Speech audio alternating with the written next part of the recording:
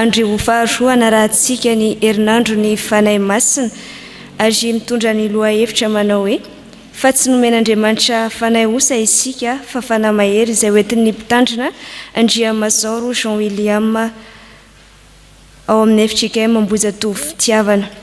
Ry havana malala rehetra ao amin'ny tompo, mampitombona ao aminareo anie ny fahasoavana sy ny fiadanana avy amin'Andriamanitra Ray sy Jesosy Kristy tompontsika. Amen. Aoka hitsangana ny fiangonana hisaotra sy hideran'Andriamanitra isika amin'ny alalan'ny famakiana ny salamo faha-efatra ny andininy voalohany ka hatramin'ny fahatelo. Amin'ny anaran'i Jesosy manao hoe: Sha miantso aho, mamalia sy Andriamanitra ny fahamarinako. Raha tao an-katerenao dia no alalainao toerana. Mamindra fo amiko ka haino ny fivavako. Ry lehibe, mandra-pahoviana no ataonareo henatra ny voninahitro ary ho tia zava-poana sy amoron-dainga ianareo. Kanefa aoka ho fantatrareo fa efa navahan'i Jehovah ho azy ny tsara fanahy. Jehovah hiaino raha miantso azy aho. Amen. Ny hira fa 420 ao amin'ny firana FFPM.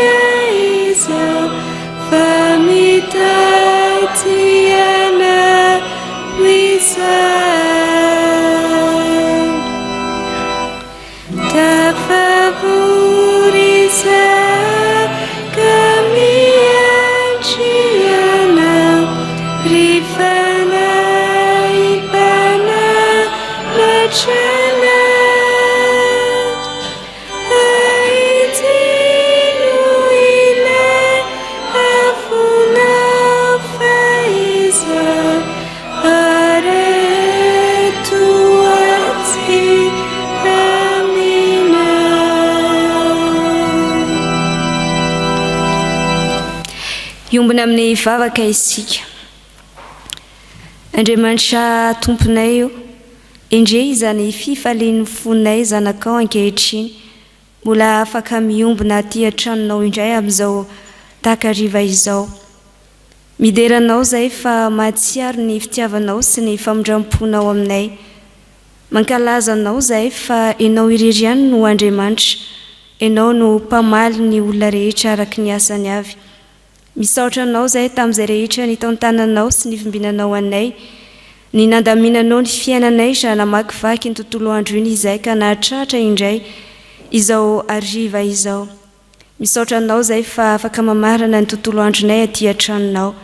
Dia mankasitraka noho ny asan'ny fanahinao masina izay mitarika anay hanantona anao mandrakariva. Ankehitriny izahay dia mangataka ny famindram-po sy ny famelan-keloko avy aminao.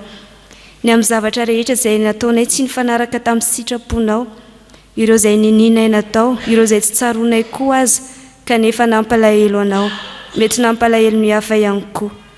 Mino sy matoky izahay Jesosy fa ny ranao soa izay nalatsaka teo amin'ny hazo fijaliana no nanadio anay, manafaka anay mba ho voavela heloka izahay, ho vita fihavanana aminao Andriamanitray. Ankehitriny ary izahay manatanteraka izao fanompona masina izao, dia mangataka ny fanahinao masina hiasa mahery ao anatinay, andraisanay zava-tsoa avy aminao indray amin'izao alina izao, mba ho vonina ihany koa izahay hiara-dalana aminao mandrakariva. Dia matoky izahay fa manatrika anay ianao, ary mba ho feno fankasitrahanao ane izao rehetra izao, dia amin'ny anaranao Jesosy Kristy ilay tompo ny finoanay no anaovanay ny vavaka. Amen.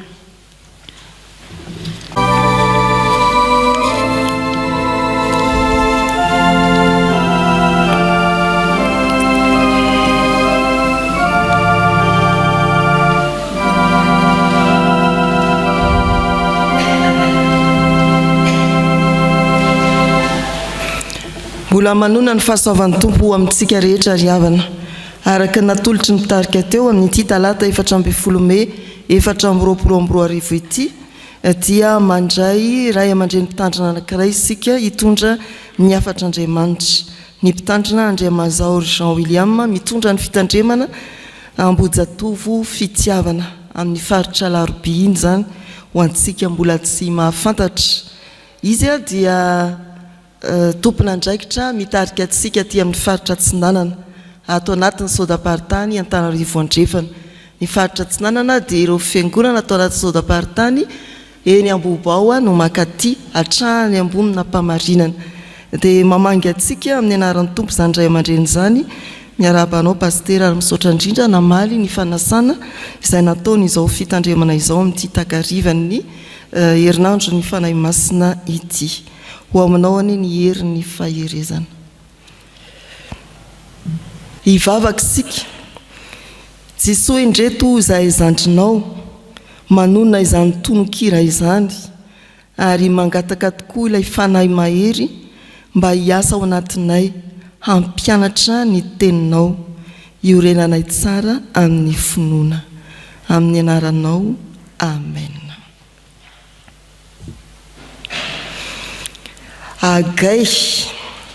Agay toko faharoa ny andininy fahasivy tapany voalohany. Agay toko faharoa andininy fahasivy tapany voalohany. Enoko fa vetivety nareo dia ahitan'izany ao anatin'ny Baiboly.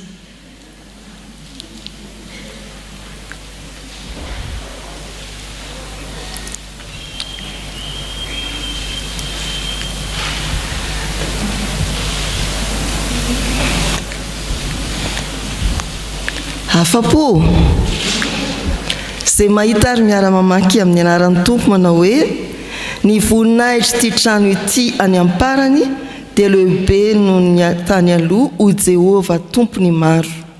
Ny voninahitra ity trano ity any amparany dia ho lehibe noho ny tany aloha o Jehova tompony maro.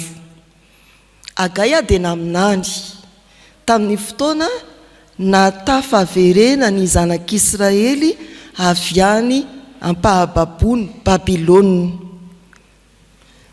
Tamin'ny Babilôniana nanafika ny Israely dia noravainy sy norobainy nalainy avokoa ny fanaka sarobidy tao amin'ny tempoly nentiny tany Babilônia. Ary rehefa tapitra ny fotoana nandandevozana dia niverina somatsara ny zanak'Israely tonga tao Jerosalema. Rehefa tonga tao izy dia mbola variana ny konokonina ny tranony, nanamboatra ny tranony dia adininy lay tempoly na ny tranon'Andriamanitra rava. Tamin'izany Agay no ny rahan'Andriamanitra nanaitra ny vahoakany hoe nareo variana mikarakara ny tranonareo, manamboatra ny tranonareo, manao plafond tsara tare, valindriana tsara tare fa ny tranoko tsy mba rarahinareo. Hampahereziny olona hanao ny tranon'Andriamanitra. Ary dia izany no faminaniana ny tarika ny zanak'Israely. Ny andininy fahasivy tapany voalohany, ny voninahitra ity trano ity any amparany dia ho lehibe noho ny tany aloha. Tany amin'ny taona 327 sy arivo tany hoany, tany amin'ny firenendehibe tany États-Unis, dia nisy mpitandrina tena tanora voatendry hitondra fiangonana tsara tare sy mamirapiratra aok'izany. Efa niezaka dia niezaka izy tamin'ny fitorinan'ny filazantsara, natao avokoa ny hetsika rehetra hitao manany olona ho tonga hivavaka, fa tsy tonga ny vavaka ny olona, ny aniena ary ny mpivavaka. Inona no nataon'ny olona? na ny kristianina maika moa ny zanak'izao tontolo izao tsy mpivavaka rehefa tonga ny fotoana hivavahana andro alahady dia reraky ny asa ho noho izy ka lasa miala voly mijery rindrakira mijery baolina matory ao an-trano dia izany no mahatonga ilay fiangonana tsara tarehy tsy nisy olona nivavaka loatra intsony tena nalahelo ilay mpitandrina andray maka dia nandoariky teo amin'ny altarany fiangonana izy izao ny vavaka nataony ary nitaraina ny mafy Andriamanitro esory ialeto rehefa tsisy mpivavaka na mifomba ahoana dia ataovy misy fifohazam-panahy lehibe eto amin'ity fiangonana ity rehefa tsy esorinao aho fa ny alina iny ihany inona ho ianareo no nitranga nandrarahan'Andriamanitra afo ilay fiangonana tsara tarehy nanomboka nyrehitra ny gorodona ny W hatrany amin'ny tafo may ilay trano fiangonana tamin'iny alina iny ihany dia niara-taitra ny mpiara-monina na mpivavaka na kristianina na tsy kristianina ary samy naneho ny alahelony may ony ilay trano fiangonana tsara tarehy be fa i pastera tsy taitra nanalahelo azony tsara ny hevitr'Andriamanitra dia vao maraina izy dia nitady efitrano malalaka ary ny fampirarahana tamin'ny tompon'ilay trano malalaka fa ao no anatanterahana fanompom-pivavahana rehefa tonga ny alahady dia natao ny fiantsoana samihafa satria may ny fiangonana andao fa ary isika nivavaka tena tonga maty koa ny olona vontina alahelo moa sy mihetsi-po ary rehefa tonga ny olona ny bokin'ny pastera may daholo ny zava-maneno may tsisy na inona fa dia i pastera izy tokana ny teo ny raina ny hira notoriana ny teny tsisy na inona nanamafy an'izany fa izao ny tranga ny latsaka indray ny afo faharoa inona anga ho ianareo ny afo faharoa ny fanahy masina ny latsaka ny fanahy masina ka atao anatin'ny toritenin'ny mpitandrina dia maro ny olona resy lahatra tena namangy Andriamanitra ka nisy ilay fifohazam-panahy lehibe dia resy lahatra na ray aman-dreny resy lahatra ny tanora ary nazoto ny ankizy dia tao amin'ny efitrano malalaka io foana ny vavaka ny fiarahamonina teo amin'ilay tanàna andray andro fanampiny dia tonga ny mpanakanto malaza anankiray mba hivavaka tao amin'ity trano ity mpanakanto moa izany amin'ny firenena mandroso dia anisan'ny manan-karena fa rehefa nahita ny zava-nisy tao amin'ny ilay trano malalaka izy ny zavatra tsy nisy ny tena marina dia niasa tao aminy koa ny fanahin'Andriamanitra ka dia nanolo teny izy anorona indray fiangonana lehibe lavitra no ilay nisy teo aloha may dia vita ny trano fiangonana lehibe lavitra no ny teo aloha tolaka izany ty tantara ato amin'ny Hagai ity ny voninahitra ity trano ity any amparany dia ho lehibe no ny tany aloha ho Jehovah tompony maro mahitsika izao hoe W bangabanga miandrandra ny pentekosta fa ny pentekosta io feno dia n'izao isika ndeha hangataka tahaka n'ilay mpitandrina tanora koa ka hanao hoe tompo alatsao ny fanahy masina mba hisy fifohazam-panahy lehibe eto amin'ity fiangonana ity tompo alatsao ny fanahy masina mba hisy fifohazam-panahy lehibe eto amin'ity fiangonana ity izay lalan'Andriamanitra amin'izany tsy maninona fa mba ho alatsa ny fanahy masina ka hifohara-panahy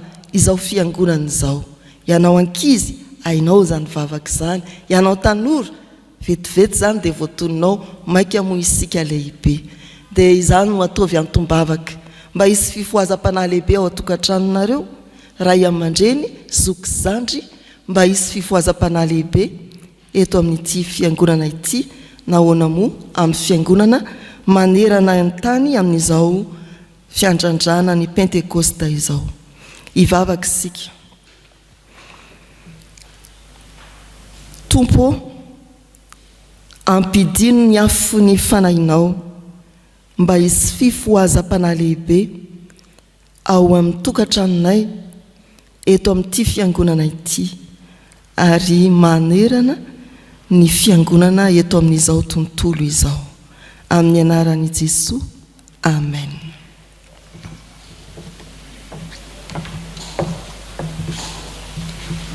Mialohan'ny hitsanganan'ireo mpanompon'Andriamanitra izay tarika antsika mivavaka sy ny vaky-teny, dia ho tanterahantsika ny hira fa 270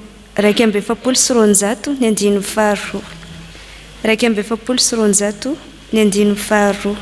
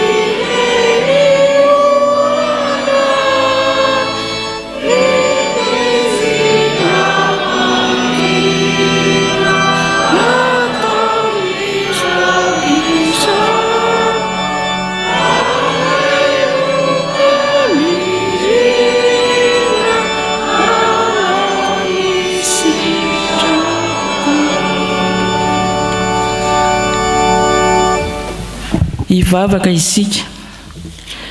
Ry Andriamanitra rainay tsara indrindro, misaotra anao izahay fa mbola nomenao izao fotoana izao, hamakina sy hainoana ny teninao, ary koa andraisanay ny hafatrao.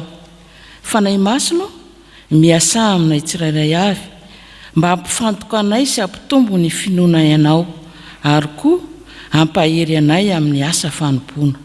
Ny mpanomponao izay hitondra ny hafatrao, ianao no ametraka ny teny rehetra eo ambavany, ka tsy hanambara afa-tsy ny sitraponao. Amin'ny anaran'i Jesosy Kristy tomponay no anaovana ny vavaka. Amen. Iaraka maka sy hain'ny soratra masina isika ao amin'ny fanekena taloha, bokin'ny Hagai. Hagai 2 andininy 1 ka hatramin'ny 9.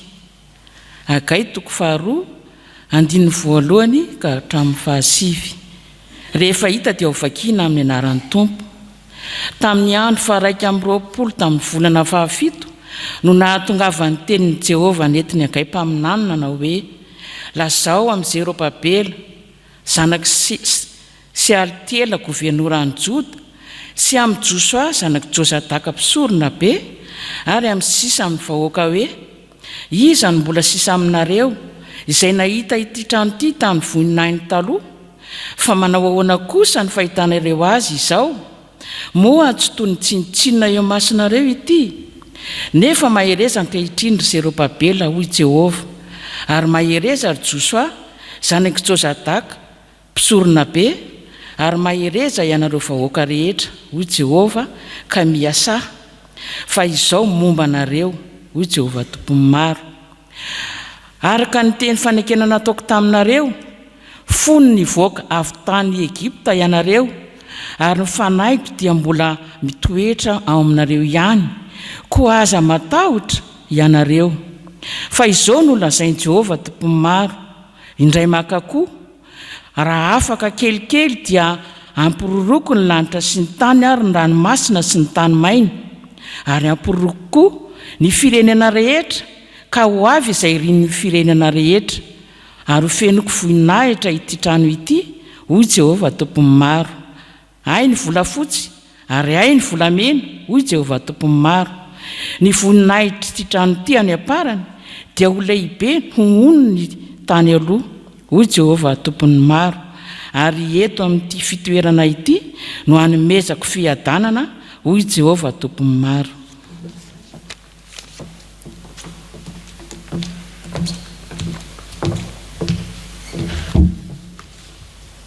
Ho toizantsika ny famakinan'ny soratra masina ao amin'ny fanekena vaovao, filazantsara araka ny Marka. marika 7:20 andin'ny 9 ka hatramin'ny 1:20 ary ho faranantsika ny famakinany soratra masina ao amin'ny epistily 2 ho an'ny Timoty 2 2 ny andin'ny 9 ka hatramin'ny 14:20 rehefa hita dia ho vakiana amin'ny anaran'ny Tompo.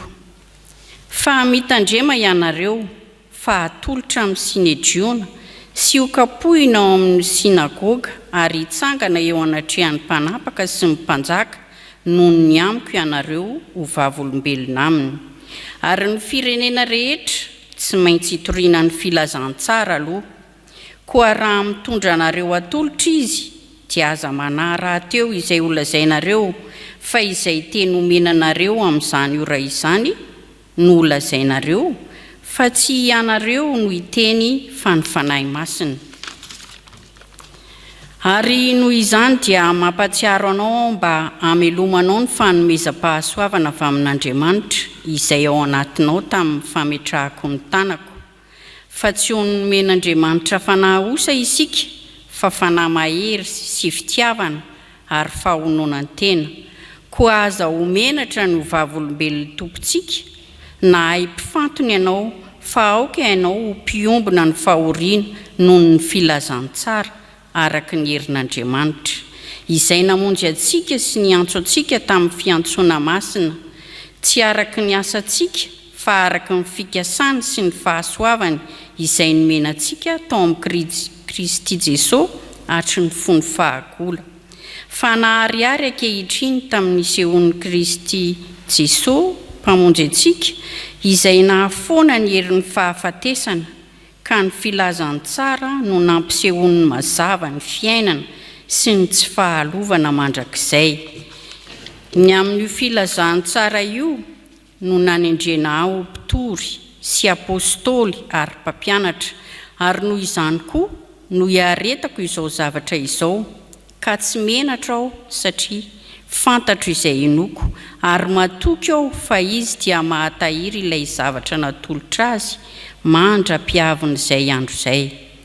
Tanao amin'ny finoana ny fitiavana ao amin'ny Kristy Jesosy ny mariky ny teny tsy misy kilema izay efa renao tamiko.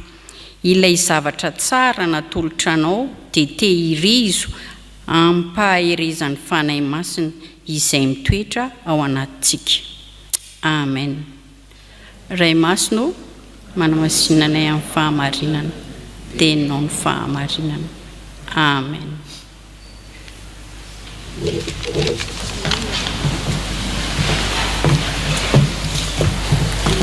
Ataontsika ny hira fa 720 ny andininy voalohany sy fahaefatra. 720.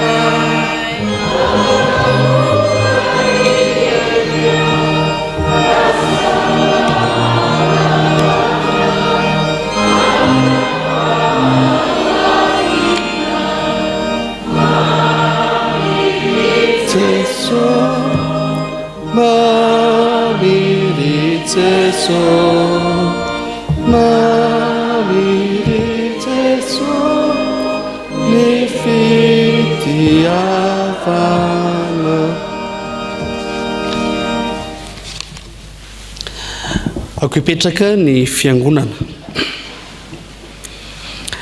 Rehefa koa malala rehetra amin'ny tompo dia ampitomboina ao amintsika tsirairay avy ny fahasoavana sy ny fiatanana fa amin'Andriamanitra ray sy Jesosy Kristy ary ny fiombonana amin'ny fanamasina. Amen. Dia ataoko fifaliana ry afako ny izara ny afatr'Andriamanitra eto amin'ny FTKM isotro fitiavana amin'ity talata izay andro fahatelo amin'ny herinandro ny fanamasina ity. Ny lohahevitra moa dia tao amin'ny Timoty faharoa toko voalohany ny andininy fahafito dia ny hoe fa tsy nomen'Andriamanitra fanahosa isika fa fanahy mahery. Fa tsy nomen'Andriamanitra fanahosa isika fa fanahy mahery. Revako malala rehetra amin'ny tompo, Paoly apôstôly manoratra ho an'ny Timoty zanany ampanahy, izany hoe tafiditra ao anatiny atao hoe epistily pastoraly izy ity. Fantatsika loatra fa misy an'ilay teny malaza hoe aoka tsisy olona anao tsintsinanao no ny atany-rano ao, izany hoe izany Timoty izany dia pasteur ray aman-dreny kely ozy le filazantsareo le pasteur stagiaire tatsy hoe misy pasteur ray aman-dreny be hono izany. Izany hoe tena tanora vao eritreriny no mitondra fiangonana. Mpitandrina tanora vao eritreriny no mitondra fiangonana ka indraindray mety mbola tsy ho zatra ny sedra, indraindray mbola tsy zatra ireo zavatra manahirana eo amin'ny sehatra izany fitondram-piangonana izany. Ny vanim-potoana raha teo dia vanim-potoana ny fanenjehana ny fivavahana kristianina, ary fantatsika fa Paoly apôstôly dia ny fatotra matetika noho izany fanenjehana ny fivavahana kristianina izany. Izany ao anatina vanim-potoana mahafaivay amin'ny fisedrana ny finoana. Revaka malala ao anatin'izany vanim-potoana mahafaivay amin'ny fisedrana ny finoana izany indrindra no indro mampatsiahy any Timoty zanany i Paoly ny amin'ny fanamasina zay ao amin'ny Timoty. Fanamasina io zay noraisiny avy amin'ny Paoly tamin'ny alalan'ny fametrahan-tanana, izay ambarany eo amin'ny andininy fahenina. Hoy izy hoe ary noho izany dia mampatsiaro anao mba hamelomanao fanomezam-pahasoavana avy amin'Andriamanitra izay ao anatinao tamin'ny fametrahako ny tanako. Tamin'ny fametrahako ny tanako. Revako malala, ety am-piandohana dia te hisarika ny saintsika ny amin'izao foto-kevitra izao. Ianao koa dia nandray ny fanamasina tamin'ny alalan'ny fametrahan-tanana tao amin'ny sakramentan'ny batisa. Rehafana ny ireo fiangonana zandriny, izay moa ny ilazantsika azy. Ireo fiangonana zandriny dia manao fampianarana fa tsy mandray fanamasina mihitsy ny olona raha tsy miteny amin'ny fiteny tsy fantatra, ary tsy mandray fanamasina izy raha tsy natao batisa.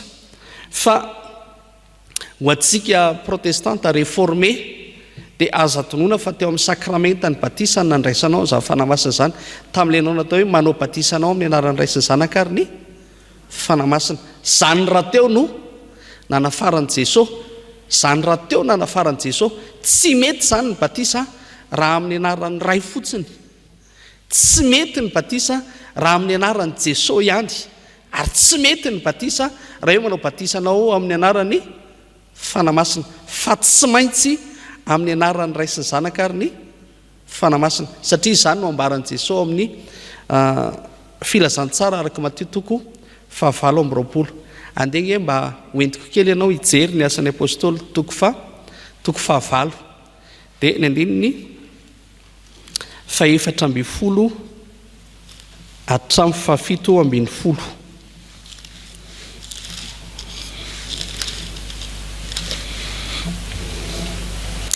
Ao amin'ny asan'ny apôstôly toko 9 ny andininy 4:20 hatramin'ny 7:20.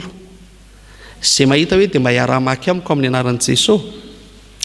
Ary nondray ny apôstôly tany Jerosalema fa Samaria efa nandray ny ten'Andriamanitra dia naniraka amin'ny Petera sy Jaona izy akany aminy no nitafidina tany izy roa lahy dia mivavaka ho an'ny olona mba handraisany fanahy masina fa tsy mbola nisy nilatsana izy na dia ray akory aza fa natao batisa tamin'ny anaran'i Jesosy tompo ihany izy ary izy roa lahy nometra tanana taminy ka dia nandray fanahy masina ireo. Ray olona tany Samaria dia natao batisa tamin'ny anaran'i Jesosy tompo ihany. Da efa kitsika tsara ilay 9:20 fa tsy mbola nisy nilatsahana izy na dia ray akory aza fa natao batisa tamin'ny anaran'i Jesosy tompo ihany. Zany hoe rehefa natao batisa tamin'ny anaran'i Jesosy tompo ihany izy dia nanino? Tsy nandray ny fanahy masina. Dia ahoana ny 9:20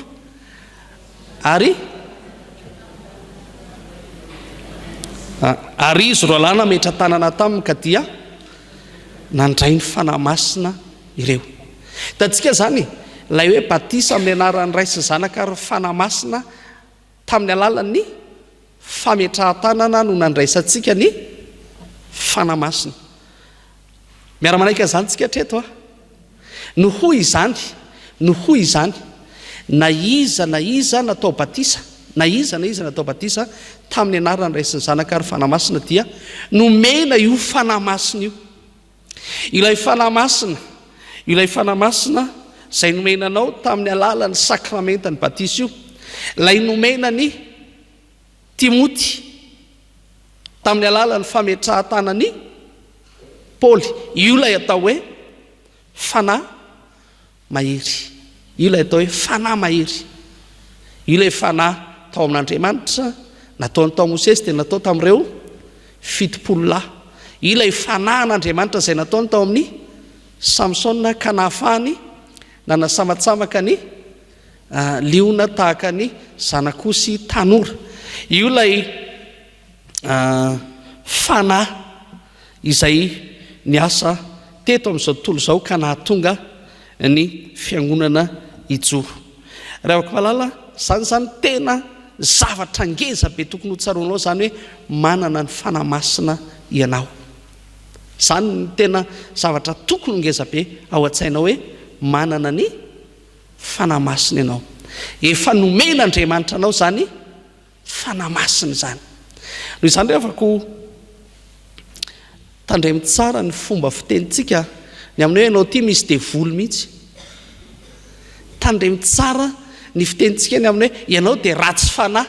Inao moa dikany hoe ratsy fanahy? Fanahy ratsy no ao anatinao. Ny mana devoly olona io satria fahotany zany fa tsy zany ny fanahy ao anatin'ny mino, tsy zany ny fanahy ao anatin'ny kristianina, fa fanahy iny ny fanahy an'Andriamanitra. Io lay nitenen'i Jesosy tamin'ny perikopantsika tamaly hoe ny fanahin'i Jehovah tompo no atao amiko ka izy efa nanositra hitory teny soa mahafaly. Lay fanahy izay tao amin'i Jesosy Kristy, io lay fanahy izay nomenanao tao amin'ny sakramentany batisa io. Noho izany rehefa tena nomena zany fanahy masina zany ianao. Ary tamin'ny alalan'ny fanahy masina io lay nitenenana taminao fa izay rehetra nandray azy dia nomeny hery ho tonga zanak'Andriamanitra. Ka raha zanak'Andriamanitra ianao dia inona ny fanahy ao anatinao? Fanahy an'Andriamanitra. Rehefa zany no tokony atonga atsika fiangonana ho feno fahamasinana satria tepolo ny fanahy masina isika. Nomena lay fanahy masina isika ka tonga tepolo ny fanahy masina. Ary lay fanahy masina izay ho anatintsika io ry havako, io no mahatonga atsika hiasa ho amin'ny fitoriana filazantsara. Io no mahatonga atsika hiasa ny asa an'Andriamanitra. Io no mahatonga atsika hiasa ny asa tsara rehetra. Io no mahatonga atsika tsy menatra io vavolom-belon'ny tompontsika. Rehefa malala somary nezako kely no jerena tamin'ny teny fototra dia ny teny grika le hoe fa tsy nomena fanahy osa ianareo fa fanahy mahery sy fitiavana. Dia ny dikan'le hoe fanahy osa dia hoe fanahy tahotra sy fanahy enatra. Fanahy tahotra sy fanahy enatra. Dia io lay fanahy tahotra sy fanahy enatra io raha ity Timoty 2 ny vakitsika manomboka eo amin'ny toko 1. Dia io lay fanahy tahotra sy fanahy enatra io mahatonga ny olona manana lay atao hoe finoana miatsara velatsia zany mihitsy ny ilazany Paoly azy eto amin'ity epistily faharoa an'ny Timoty ity finoana miatsara velatsia rehefa nienatra sy ny tahotra nao anatin'ny olona dia tonga maninona izy tonga feno fiatsaram-belatsia ahoana ilay hoe finoana miatsara velatsia ry havako ny finoana miatsara velatsia dia ilay tsy fahasahiana mijoro vavolombelona za mantsy ny toyiny eo fa tsy nomena fanahosa isika fa fanahy mahery sy fitiavana ary fahonoana tena ko aza menatra ny ho vavolombelona tombontsika aka ohatra zany tena ataoko ohatra teratery ity tena mahafantatra ianao fa te-polony fanahy masina ka tokony tsy hifoka sigara tokony tsy hifoka ronono tokony tsy iaina ny atao hoe fimamona satria mantsy ianao mety mazaka ihany fa le Jesosy ao anatinao mazaka sa tsy mazaka za mantsy rehefa mampieritreritra rehefa misy manana fanahy masina ianao dia miteny hoe tsy za tsony ny velona fa Kristy ny velona ato anatiko iza hoe ny velona ao anatintsika amin'ny alalan'ny fanahy masina ka raha ao anatinao zany Kristy dia isaky mifoka sigara ianao dia ampofoanao sigara koa Kristy sa tsy zany ve jere tsara fa raha misy reny bevoka ka misotro toaka izy dia aonao sy ny dokotera ampisotronao toaka miaraka aminao koa lay zazao akibo dia raha ohatra zany ka Kristy no ao anatinao ka mifoka rongono ny olona anankiray dia ampofoany rongono miaraka aminy koa Kristy dia ny kristiana zany Kristy mifoka rongono io lay ataony amin'ny teny anglisy hoe Christ in blue jean le hoe Christ in blue jean hoe Jesosy Kristy manao jean manga dia hoy izy hoe ny kristianao dia vakina eo amin'ny fiainanao zany fanazavany ny mpanoratra azy ny kristianao dia vakina eo amin'ny fiainanao raha miteny ratsy zany ny olona anankiray dia Kristy mpiteny ratsy ny ao anatiny raha ohatra izy ka tia manozona dia ohatra ny Kristy mpanozona zany raha ohatra izy ka tia mifosafosa dia Kristy mpifosafosa raha ohatra izy ka tia manenjika mpanompon'Andriamanitra dia Kristy mpanenjika mpanompon'Andriamanitra anao aminy zany ny fanazavana le Christ in blue jean ka raha tena lay fanahy masina no ao anatinao lay niraisinao tamin'ny sakramenta dia aza donoina fa te-polo ny fanahy masina zany ianareo dia ahoana Andriamanitra ao koa masina ianareo satria masina ao Jehova Andriamanitra reo lay Andriamanitra ao anatintsika mihitsy ny fanahy masina ka vokatrio fanahy io dia manana finoana tsy miatsara velatsia isika ary tsy menatra an'io vavolombelona tombontsika tonga tsy gêné tsony ianao tsy complexé tsony ianao eo anaty andro cousin sor cousine rehefa tonga amin'ny fety fa majoro tsara ianao zany le izy majoro vavolombelona tsara ianao noho ny amin'ny fanahy masina izay ao anatinao majoro vavolombelona tsara ianao eto amin'ny firenena ka samy manao ny fahamarinana samy ady amin'ny faharatsiana rehetra noho ny amin'ny fanahy masina izay ao anatinao tonga manana ny fahatsarana rehetra ianao anaty am-piangonana na ny amin'ny fiarahamonina na ao amin'ny sehatra rehetra izay misy ianao noho ny amin'ny fanahy masina izay ao anatinao satria ilay fanahy ao anatinao dia sady fanahy tsy matahotra no tsy menatra no vavolombelona tombontsika zany dika le fanahy osa fanahy menatra sy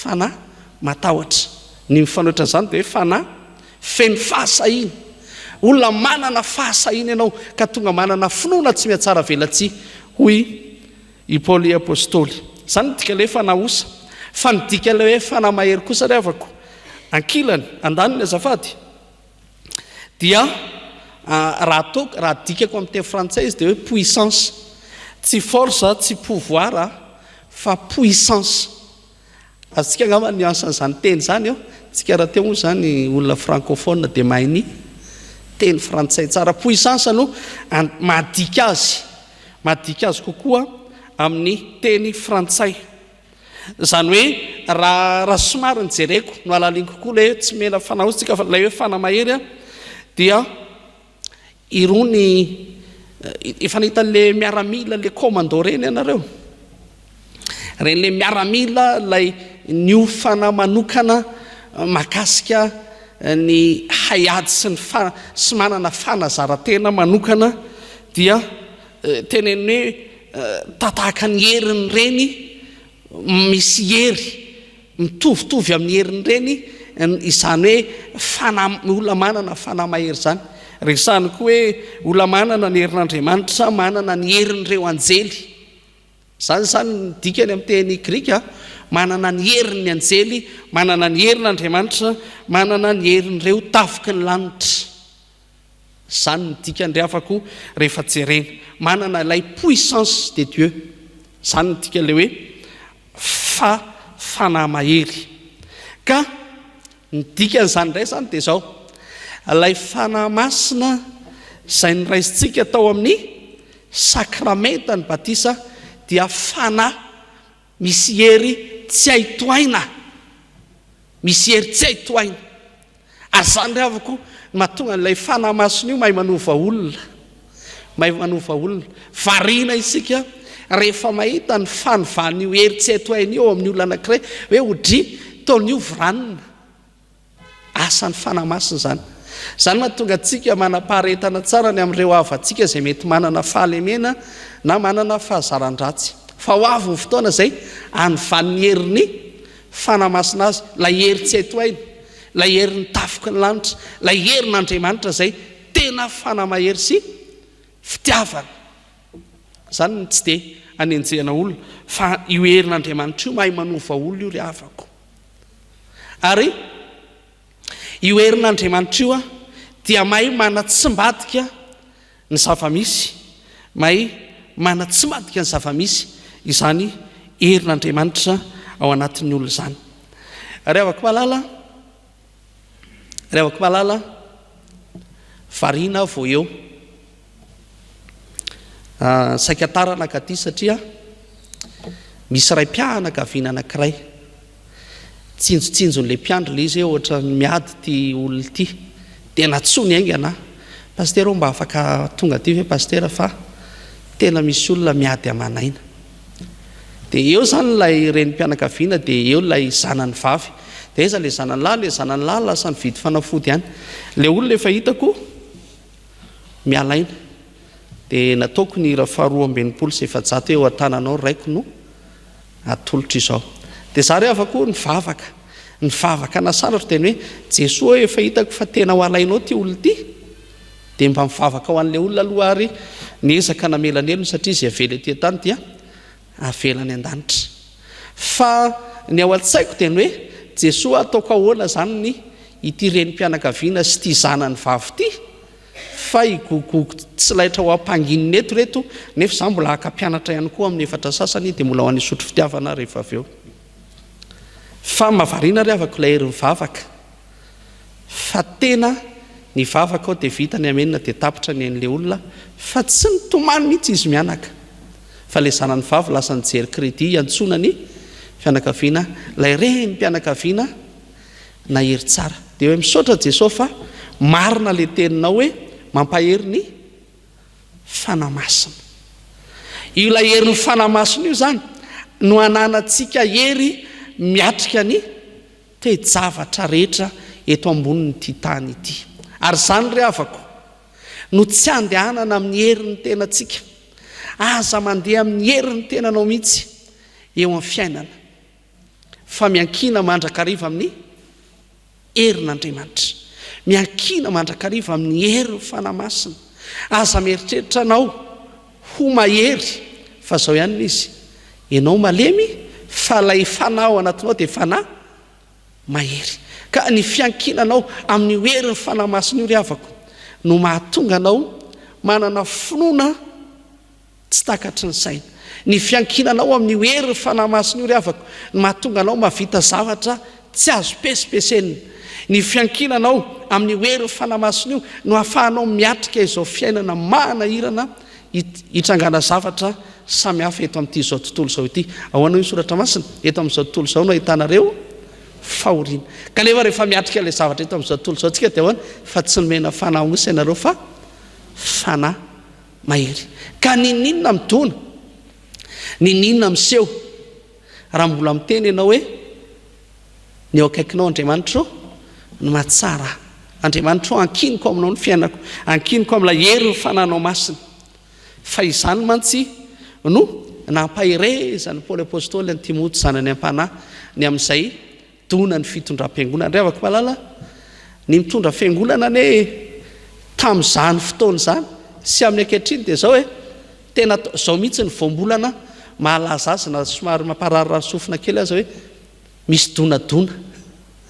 Ary rehefa mitondra fiangonana ianao dia olona mila mazaka dona satria zany ny fiainam-piangonana. Sady zany ve zany ve avako ny fiainan'ny fiangonana efitsika ankehitriny, zany ny fiainan'ny fiangonantsika.